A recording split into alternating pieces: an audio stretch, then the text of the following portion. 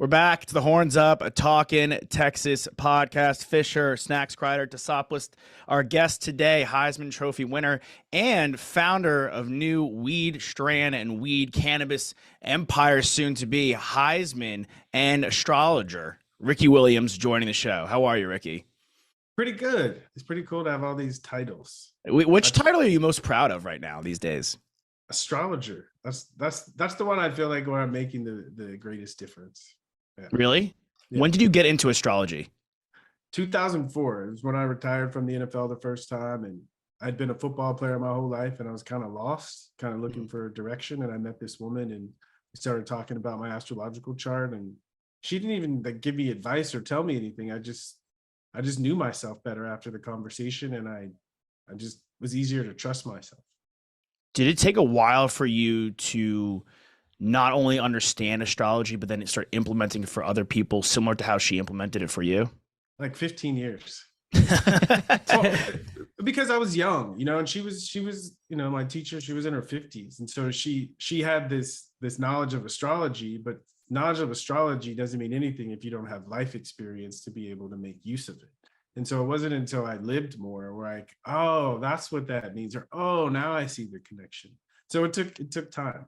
So it was easier to pick up and learn football than it was to learn astrology. Yeah, because football is not life. Right. If my wife got mad at me and I tackled her, they throw me in jail. So there's a lot of things on the football field you can get away with that you can't get away with in life. Right. And I think astrology is a great tool to understand yourself, right, the people around you, and really how the world works. Did you use how much did you use astrology, I guess, when you came back for the second time? I was still learning. And so I used it. That was really where I did my most learning. I had the flight attendants on the team charters, and I had my teammates, and I would ask for their information, and I would get their information, and I'd read what the book said, and then I'd watch and I'd see how much of what I see in the books am I seeing in this person's behavior.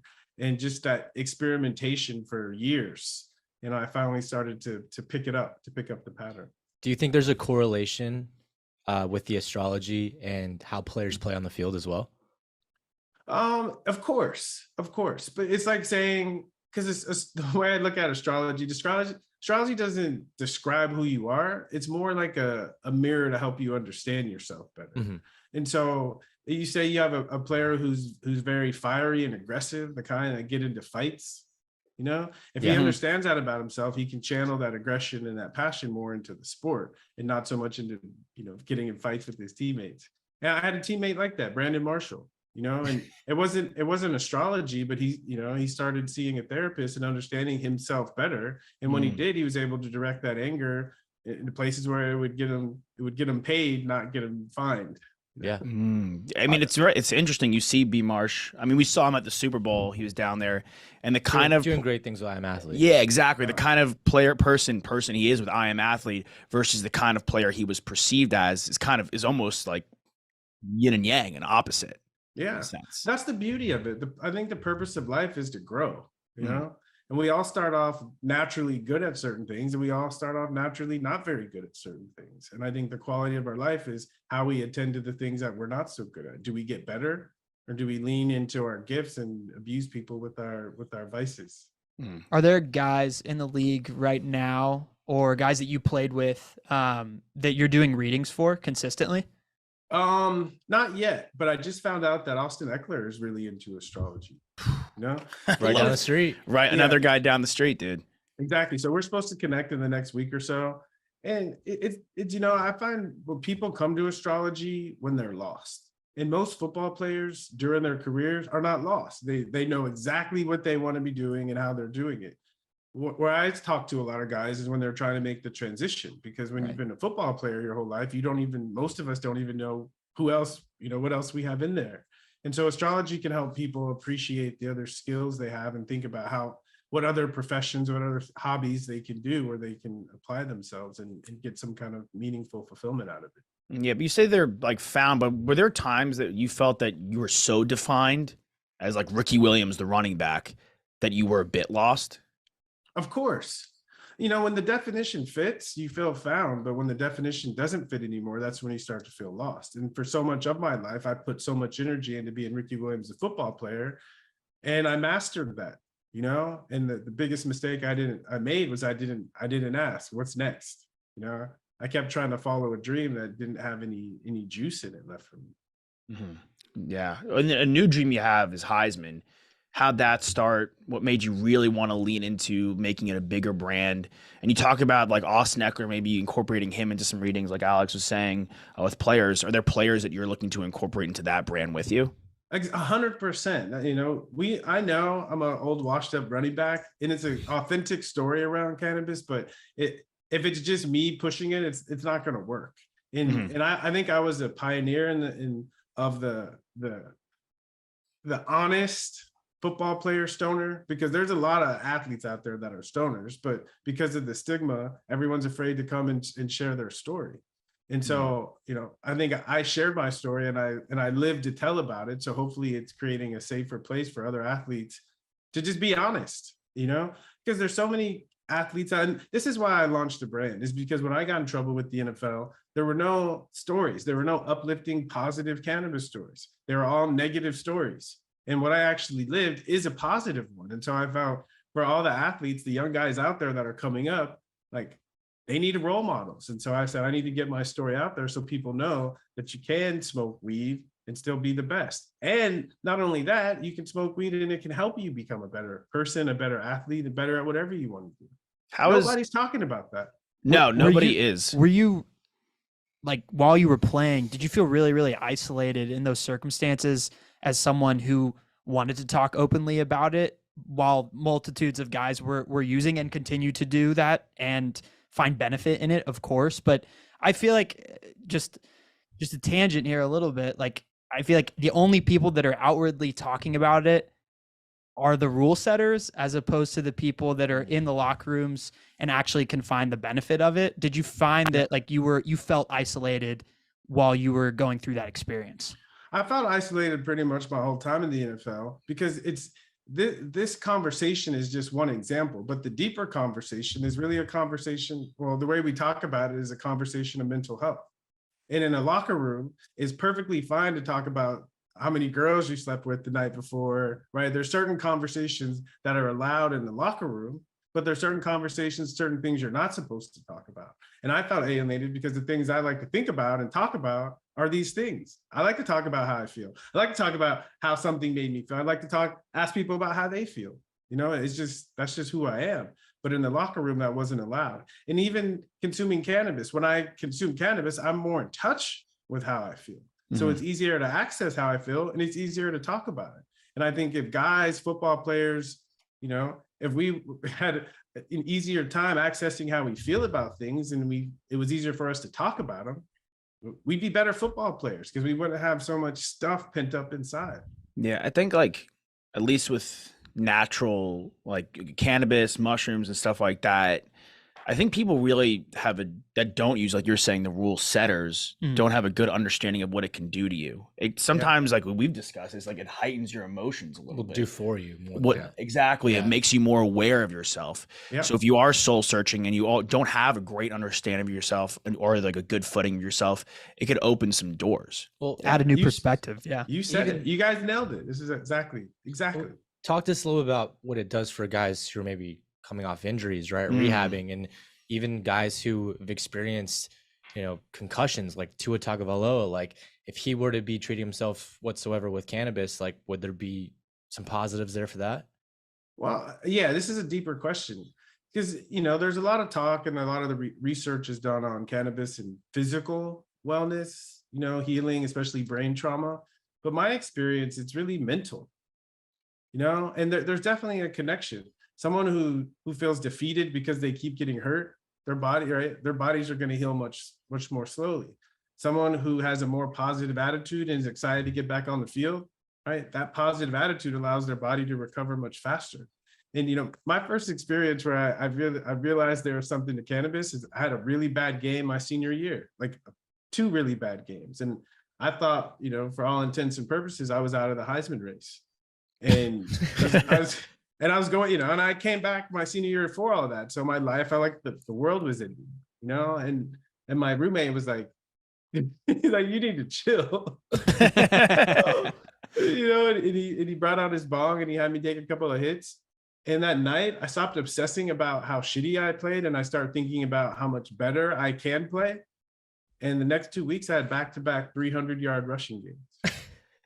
And I realized how important our attitude is. And if we let difficult circumstances, adversity beat us up, it creates a loop and we get stuck in it. But if we can shake it off and be more hopeful and then put the effort in to accomplish the things that we're hopeful about, things change. Such a unique perspective. Like, I'd imagine people would be in that situation as an athlete, like we're saying, like, you don't set the rules. So there is some like, oh my God, am I doing the right thing smoking weed? So it takes like an extra barrier to kind of break through and be like, okay, like it's okay that I'm doing this and it's helping me, and realizing that help and viewing it as a good positive thing. And we've seen like athletes time and time again, like a Josh Gordon, right? Like obviously you were one of the pioneers, but Josh Gordon's one of the, when people like of our generation think of marijuana in the NFL, it's pretty synonymous with Josh Gordon because he was a guy who got hit on, hurt a lot from that, quite frankly. A whole lot. Yeah. And the sad part about it is, the NFL says the drug policy is to take care of the players, but it's not. It's punitive and it's ruined a lot of guys' life. Right. And I think they're not suspending players anymore and they're changing their attitude. And I think that's great for the sport, and I think it's great for the world. My hope is the NFL takes the next step and realizes that cannabis is much safer for these guys than the Ambien and the opioids that they pass out like candy, and actually start educating the players and maybe even providing them with cannabis.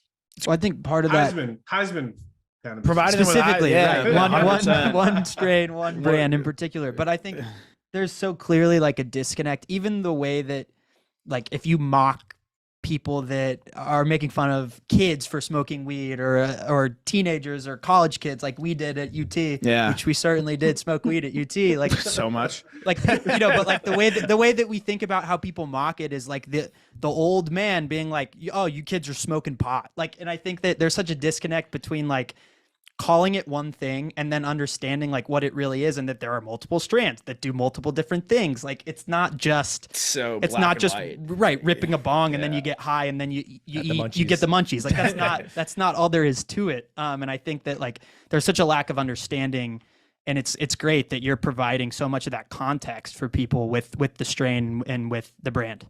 Yeah, I think it's cool, like this conversation, like people are, are back and forth and we're laughing and joking and sharing honestly and vulnerably. It's going to open doors for people. It's going to help normalize cannabis experience. I think for people that have used cannabis and are still beating themselves up or they're not sure, or people whose kids have used cannabis or their friends and they didn't understand. And so this is probably my favorite part about Heisman is the ability to have these conversations. Yeah, absolutely. And then I think, I'll throw one at you. My dad used to run a dispensary, like own one in Jersey, like a medicinal one. And he was one of the people that was like, all right, this is just like a cash cow type thing. Am I going to just like cash this check one day? And then he actually heard from the patients, and there was a guy that was like our age, like in his 20s, who couldn't go out. He couldn't go out in public and couldn't go on dates because he'd have to go to the bathroom literally like 20 times a day. And then he started smoking weed and started using their products. And then it reduced it to like 1 or 2 times a day, like a normal person. He was able to have a life. I hear that story over and over again. People get into it for the money and then they actually start to connect to the patients and it transforms them. They realize that they didn't mean to do it, but they're doing something helpful and it feels good. Yeah. Yeah. You talked earlier in the show a little bit about that senior season. What enticed you to come back for your senior season? Greatness. When I was growing up, I didn't have aspirations to be a professional football player. I wanted the college football experience. A baseball player. I wanted to be a baseball player. Yeah, but I wanted the college football experience. And that's why I chose Texas. So I came to Austin on my recruiting trip, and we're out at 6th Street, and some girl like recognized me, and I was like, wow, someone recognizes a high school kid from California. I'm coming to school here. And I had the most. I tell people my time in Austin, the best 4 years of my life, because it was the epitome of college football, and I had an opportunity to be the all-time leading rusher in college football history at the University of Texas. I saw that it was possible, and I couldn't pass up that opportunity. You wanted that statue. I wanted that statue. Yeah, Exactly. yeah. Well, I mean, I'm from San Diego myself, and also going to Texas just like you. I always wondered what enticed you to come to Austin from San Diego. But once you get to Austin, you start to realize that it's the San Diego of California, or sorry, Yeah, of Texas. Yeah. So when I came on my recruiting trip, it was December 17th, and it was 73 degrees in Austin. And I was like, it took me around Town Lake. I was sold.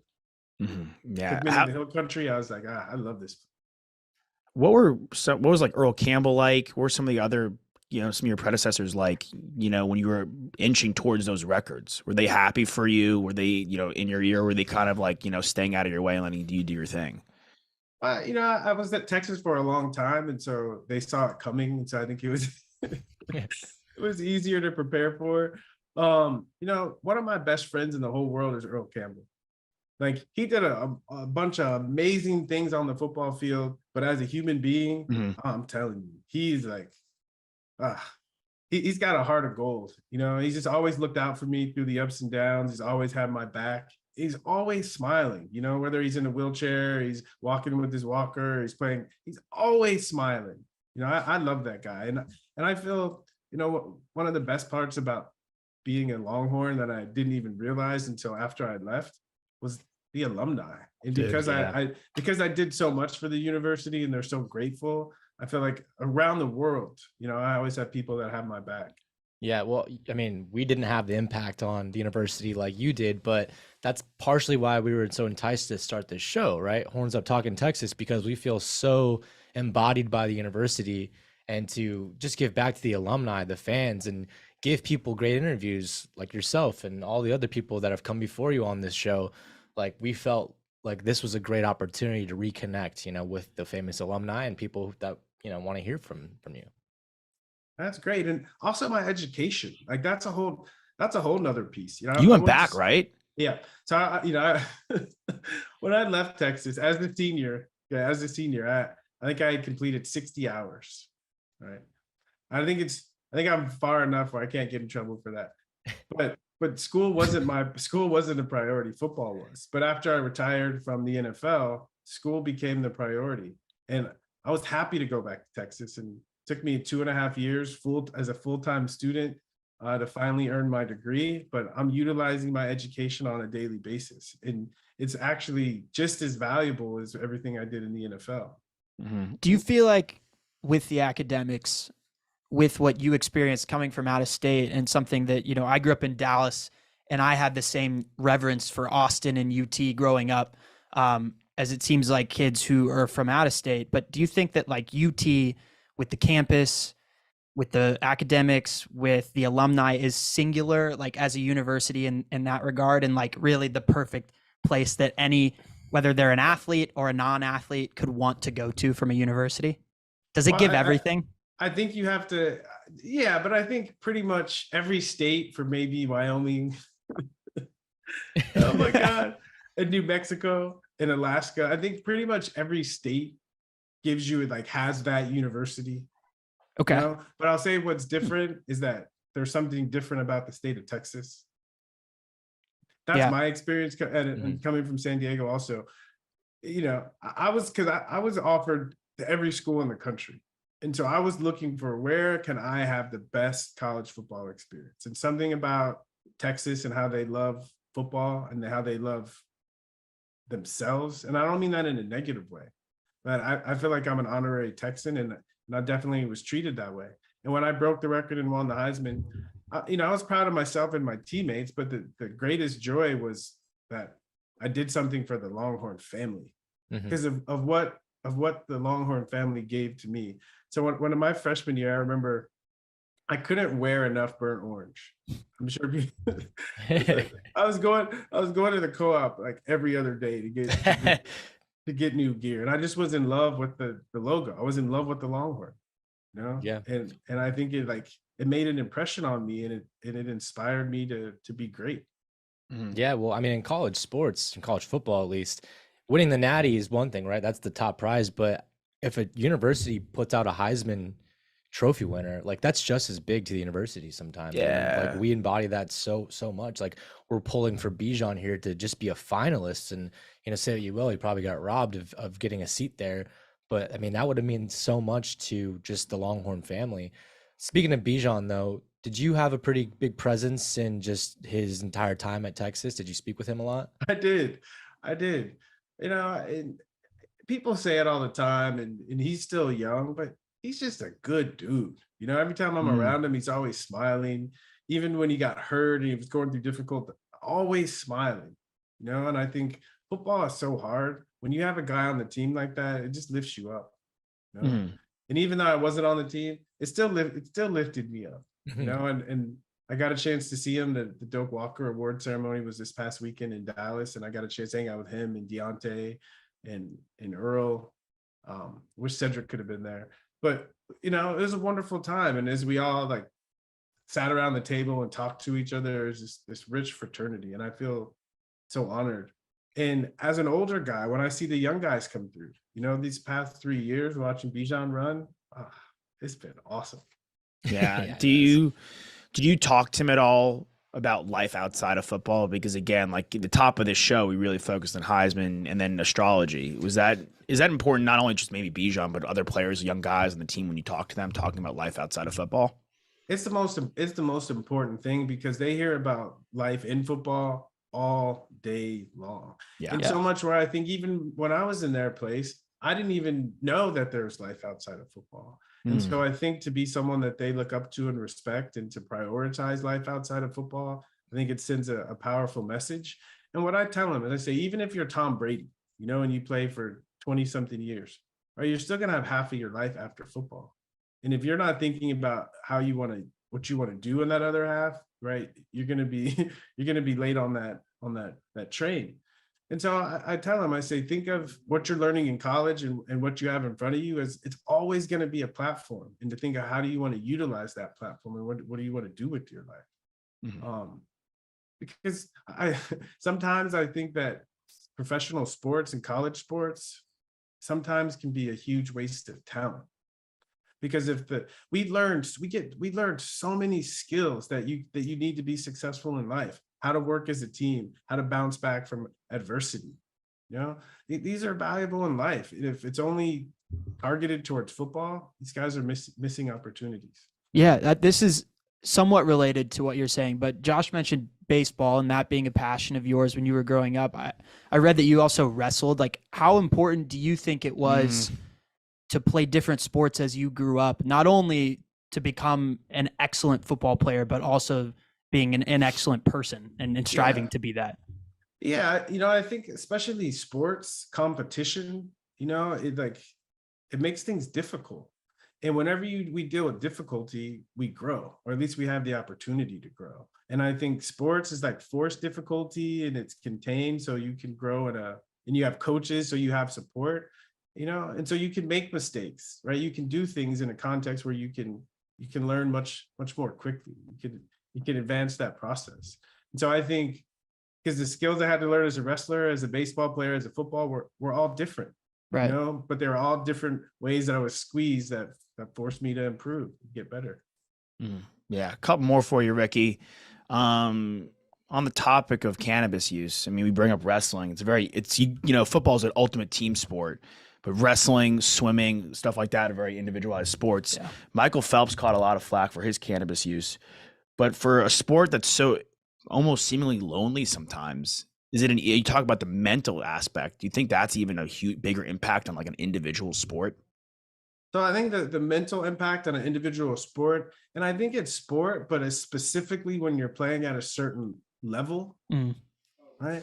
I was kind of joking about things I can get away with in football that I can't get away with in my marriage, On the flip side, this is what I miss the most about football. I think the reason people love the NFL so much is because the quality of the product they put on the field. Right. And that quality is not an accident. It's like the rules in a football locker room is you don't make excuses.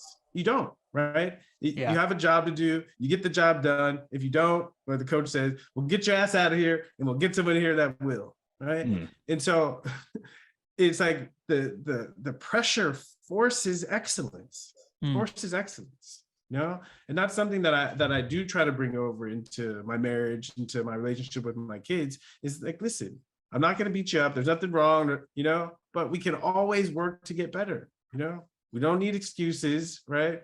I love it. Jalen Hurts after the Super Bowl, he said, you either win or you learn.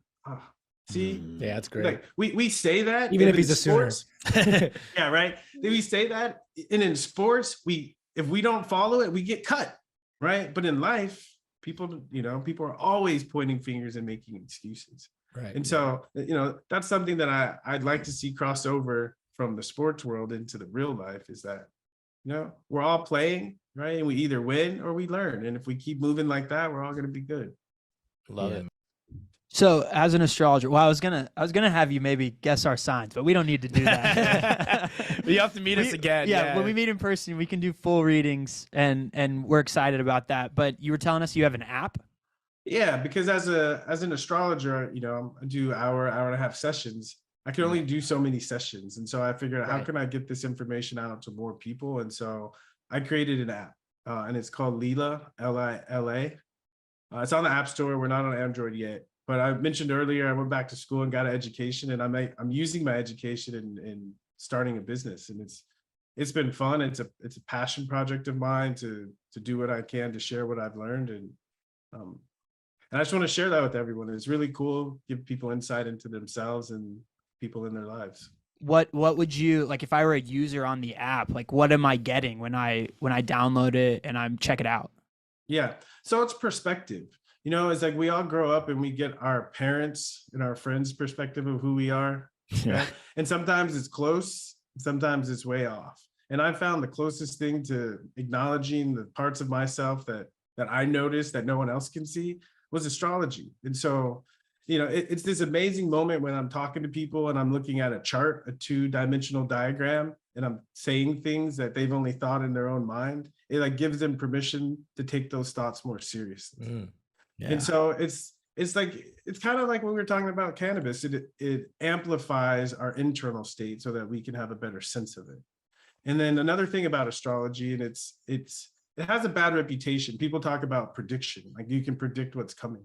And astrology doesn't do a great job at predicting what's coming, but it can predict the kinds of questions we're going to face. You know, for an example, like I can see in my chart when it's time to have one of those difficult conversations with my wife. You know, seriously. And it's like, if we're not paying attention, the conversations sneak up on us and we're like, oh, but if we Not know, prepared, right, then we can choose that right time, or we know there's something we need to bring up. Right. And it's the only thing you might even forget. Oh, we need to talk about this thing, because the nature is I don't want to talk about it, so I'll keep forgetting. But if I look at Lila and it says, you know, it's time to have a difficult conversation, it's that reminder, and it empowers me to be intentional about having the conversation. Yeah, I mean, I honestly, like, I mean, we're all in relationships. You're married, and sometimes having those difficult conversations, like you're saying with astrology, is a growth point. Like, I don't even call like you call them conversations. Like, I mean, we and my girlfriend, you know, we've been dating for a few months, and now that we've gotten accustomed to each other, we call them discussions. Yeah. Like, hey, like we just like we grow together from this. Yeah. And if you continuously do that, and you're better than when you started, like honestly, these difficult discussions, you know, help a person grow and become better. And like having just like not sneak up on you, but having a wherewithal to get in the right state of mind so you can, you know, be the best partner you can be. And this is just using the example is great on this app. That's why I created it. That's exactly why I created it. My wife and I started studying astrology together, and we were able to have these kinds of discussions in ways that blew both of our minds. And we were like, we got to help other people with this. And so we created Lila. I love it. What just one last thing. What do you say to people when they go, I don't believe in astrology, I think it's bullshit? What do you say to that? Yeah. I smile and I say, have you ever studied it at all? You know, and usually they say no. And then I'll say, hey, if you want, you know, I'll give them a link, and let's have a 30-minute conversation about your chart. You might learn something about yourself. Yeah. Then, it's all about the perspective, right? I think like we were laughing about things earlier, and as long as you can laugh about something, as long as you're open to the discussion, like they'll give it a chance, right? And then if they're not, then they can probably, I imagine, they just walk their separate ways, and you go about your business, and it's no big deal. Because I was the same way. I was like, astrology, but I was in a situation where I met this woman and we just started talking, and I wasn't looking for it, but it was so helpful that I said, wow, I gotta learn more about this stuff. I think it's like, and again, I don't know if this is hitting the nail on the head yet for me personally, but I think it's so interesting in life. Like, things truthfully happen when you're not looking for them. Least expected. The least expected, they find you. And B, like, your vision of something.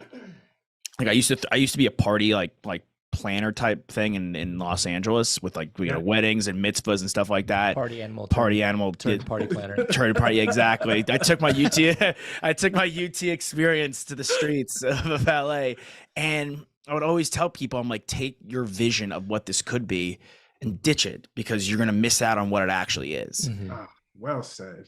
Well said. Yeah, it's like, you know, I feel like everyone graduates from UT with 2 degrees. yeah, I did. Man. We ask this question to every guest that comes on the show. This could be from you playing, from you as a fan, any point in your Texas Hanging career out. life. What's your favorite memory as a Texas Longhorn? My freshman year, way back in 1995, when the old Southwest Conference. This was the last year of the Southwest Conference, and the end of the year, we played in College Station for the last conference title. And going into the game, the Aggies were number 6 in the nation, and they had the number 1 defense, wrecking crew defense, number 1. And I was a little freshman fullback. I was scared to death. Little. Oh my God. I was so scared going to that game. I thought I was going to get destroyed. And somehow I ended up scoring a 22-yard touchdown on a draw early in the game, and I ended up with 165 yards rushing, and we won the game. Somehow. It really was somehow, because I surprised myself. Yeah, that's awesome, man. Ricky, thank you so much for joining us. Congrats on the Heisman. Congrats on, and I'm talking about Heisman, but obviously the Heisman Trophy back in the day. And 20 plus years later. Congrats on being an awesome astrologer. We appreciate you joining the show, and everyone out there, Fisher, Tosopoulos, Snacks, Kreider, get your horns up. See you guys next time.